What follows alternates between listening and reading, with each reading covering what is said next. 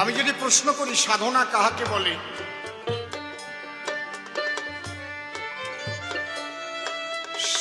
সাধুর পোশাক পরতে তো এখন কোনো পরীক্ষা দেওয়া লাগে না তো, যে কেউ সাধুর পোশাক পরতে পারে। অনেক মার্ডার কেসের আসামিও সাধুর পোশাক পরে সাধু হয়ে গড়ে।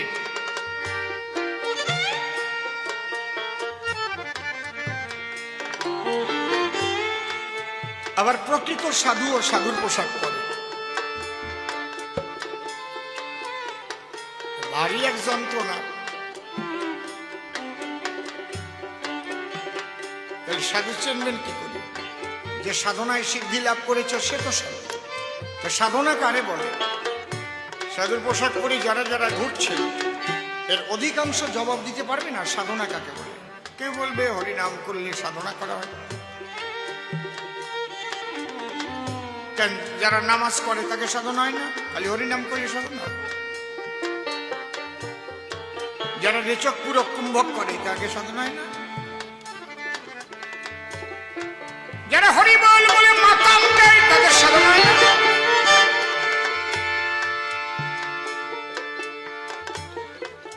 যারা পর্বতের গহ্বরে ধ্যানে বসে আছে তাদের সাধনা হয় না? সাধনার ডেফিনেশনটা কি? সাধনা কাহাকে বলে? আমি বলে দিয়ে যাচ্ছি। যেমন ভাষা কাহাকে বলে? প্রশ্ন এলে কি লিখবেন? যদ্বারা মনের ভাব প্রকাশ করা হয়, যদ্বারা মনের ভাব প্রকাশ করা হয় তাহাকে ভাষা। কি মা? রেখে দাও, ওখানে রেখে দাও, আমি এগোবো না, কোনো হরিব না, আমি এগোয়ে গিয়ে প্রণাম নেই না মা, ওই জায়গার থেকে দাও, তোমার প্রণাম ঠাকুরের চরণে পৌঁছাবে। আমার আলোচনা শোনো। ঘরে বসে বৃন্দাবনে যাওয়া হয়ে যাবে, বৃন্দাবনের টিকিট কেটে যাওয়া লাগবে না।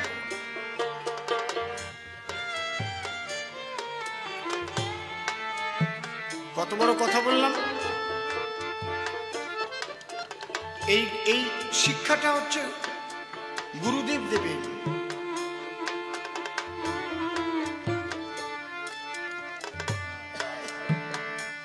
যে বৃন্দাবনের 40 বছর আগে আমি গিয়েছিলাম সে বৃন্দাবনের অনেক পরিবর্তন হয়ে গেছে। যে বৃন্দাবন 500 বছর আগে ছিল সেই বৃন্দাবনের অনেক পরিবর্তন হয়ে গেছে। যখন মহাপ্রভু বৃন্দাবনে গিয়েছিলেন এরকম ছিল? কেউ জানতোই না শ্যামকুণ্ড, রাধাকুণ্ড, গিরি গোবর্ধন কোথায় ছিল, কেউ জানতো কোন? ওই বৃন্দাবনের পরিবর্তন হয়। আর আমি যে বৃন্দাবনে যাবার কথা বললাম, গুরু কৃপায় প্রত্যেক দিন যাওয়া যায়, প্রত্যেক দিন রাসে যাওয়া যায়, সেই বৃন্দাবন ধ্বংস হয় না, পরিবর্তন হয় না। বাবা,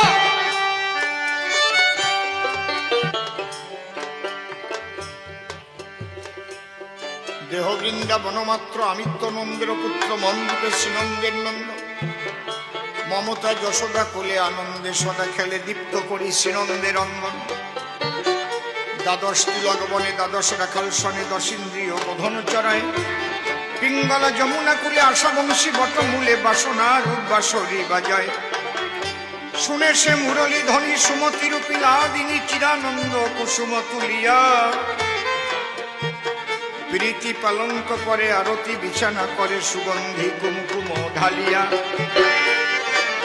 পথে চন্দ্রা সে কুমতি অধৈর্য পদ্মারপতি অনুমতি করিল যখন, নিয়ে মন ঘনশ্যামে কামনারূপী আশ্রমে সুখে করে যামিনী যখন। হেথা সুমতি কিশোরী না হেরে সে মনোহরি কেন্দ্রে করে নিশি অবসান। বিবেক রূপী বৃন্দে নারী মুছাইয়ে দেয় নয়ন বাড়ি, শিখাইয়ে দেয় মৌন রূপী মান। সে মান ভাঙিতে কালা নানা রূপী মোহমালা, ভ্রান্তি চূড়া বাসনা বাসরি দিয়ে তখন রাধার পায়, কৃষ্ণ মনের ক্ষমা চায়, শান্তি খাবে শ্রীহরি।